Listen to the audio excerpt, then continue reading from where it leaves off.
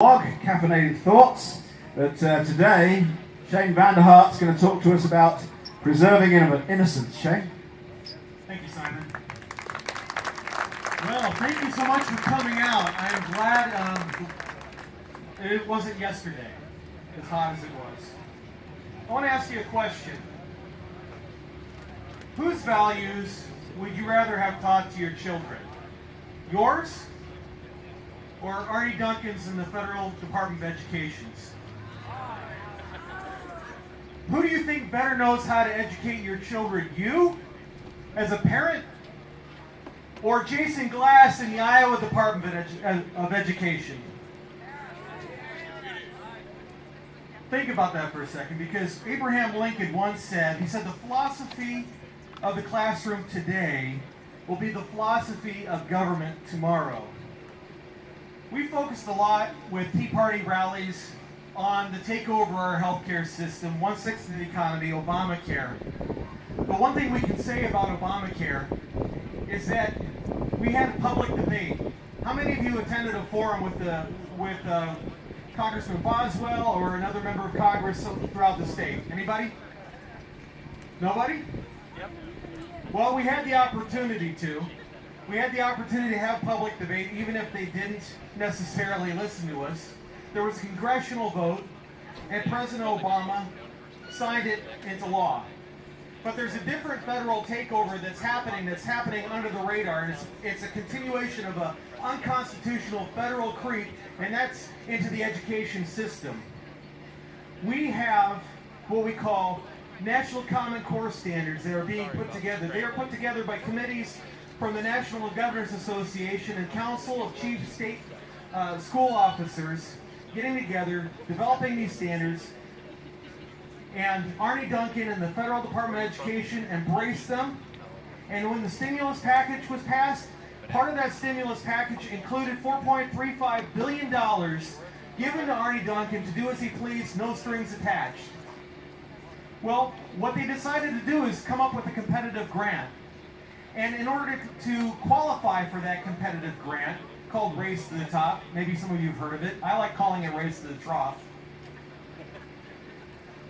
was to just simply embrace the National Common Core standards in order to become more eligible, better eligible for this grant.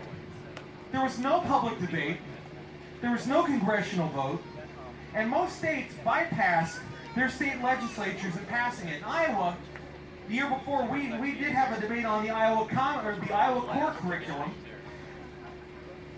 The vote we lost. We didn't have a majority at that time. The majority believed in centralization of education. They believed it was good. They didn't believe in local control.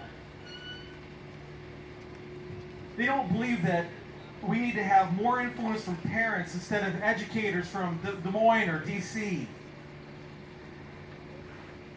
You might be thinking, so what? What's the deal with these Common Core standards? Well, without getting a little too wonkish, and if you want to go to preserveinnocence.org, you can find out more, but I want to bring up a couple points. For one thing, they weren't field tested. They were just discussed with policy wonks, but we have no idea how they're going to be implemented in the classroom. They teach also math skills that are 2 years later than what's taught in higher performing countries. Also, the Boston Globe said, actually, about the state of education in Massachusetts. Massachusetts, their state department, and what they're doing with education standards is actually a model for states in education reform. But the state of Massachusetts is looking at adopting these National Common Core standards, and the Boston Globe, not a conservative newspaper by any stretch of the imagination, they said it would lower education standards in Massachusetts, but yet these are the standards that are being pushed on us. This unconstitutional power grab into our individual lives and how we educate our children. Also, the geometry program, it's outdated. Russia, 25 years ago, jettisoned this program, but yet this is part of the National Common Core standards they want to foist on our kids. Then also with American literature, last point with the Common Core standards is that It uses 70% of information, 70% of the literature they read is actually informational text, not the classics, not the original source. That is ripe for indoctrination. So again, I want to say to you, let's remember Lincoln's quote. He said, the philosophy of the classroom today will dictate the philosophy of government tomorrow. Does that give you hope, or does that scare the heck out of you? We need to stop this. We need to stand up. We need to say, no more. We need to say we are not going to tolerate a takeover of education. Folks, we care deeply about a whole host of other issues, be it abortion, be it marriage, be it Obamacare. All of this, at the root of this, is what kids are learning in the classroom. If we want more liberal philosophy, we're going to ignore this. But if we want to stand up and say no more, we can try to turn this around. Now, the state of Iowa adopted the Iowa Common Core curriculum. It's no better. Well, maybe it's a little bit better than the National Common Core standards, but Fordham Institute gave it an F in American history. They said it offers little more than a series of vapid social studies, concepts, and skills. Students are expected to understand those concepts without having to bother with historical information. Just going to mind dump and not help kids understand why these events came to pass. Our own organization, American Principles Project, through Preserve Innocence, did a study of the Iowa Core curriculum, and they found in our study that the political science and civic literacy core, that it omits some key concepts and ambiguously describes others. It suggests, for instance, an ascendancy of government that does not reflect the founding documents or law, or United States law. Its discussion of rights, for instance, ignores natural law basis of our fundamental rights. Do we want our kids learning that our rights come from an almighty God, or do we want them learning that it comes from government? Because if government gives us our rights, government can take them away. And we need to remind our children that God gives us our rights, not government. Remember, the philosophy of the classroom today becomes the philosophy of government tomorrow. So we need to know, I want to challenge you, grill the candidates on this question. We need to know where they stand on the Common Core standards. Ask them, will they reverse the influence of the National Common Core standards on the states? Will they help states turn this around? Because we believe that the more local control education is, and the more influence parents have, the better the education system is.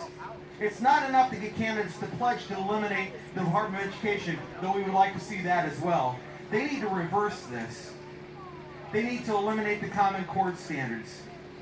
This topic sheds a lot of daylight on between candidates. A lot of us know where the candidates stand on Obamacare, but not many of us know where they stand on education. For instance, I had a chance to go out to New Hampshire, and in the candid conversation asked a former governor, I won't say his name, where he stood on the national or federal involvement in education. And he said, well, I'm for local control and state government. Well, I said, well then, Governor, why did you apply for Race to the Top funds? And this is what he said to me, I kid you not. Well, if they're stupid enough to give us the money. As if the federal government gives us money without strings attached. We need to ask the candidates where they stand on this issue.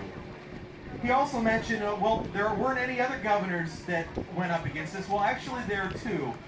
Former Alaska Governor Sarah Palin and Texas Governor Rick Perry stood firm against Race to the Top and the National Common Core standards.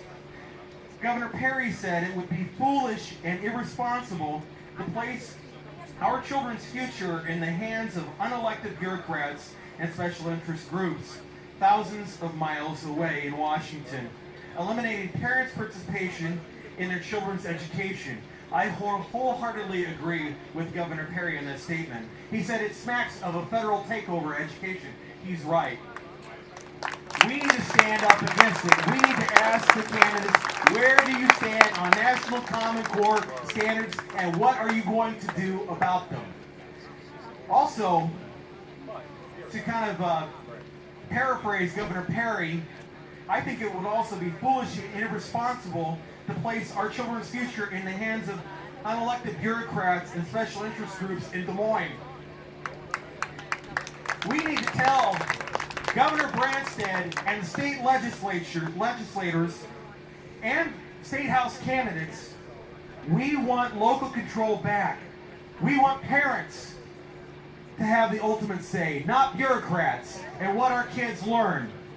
Repeal the Iowa core curriculum now. Also, you may not be aware of,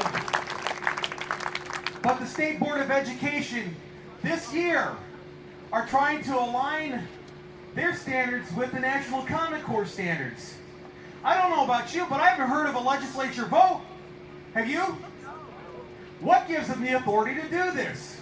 We need to tell our legislatures no adoption of the National Common Core standards without a vote of the General Assembly and signature by Governor Branstad. We need to hold their feet to the fire. This is too important to ignore. We need to let them know we have the ultimate say, not bureaucrats. Thank you very much.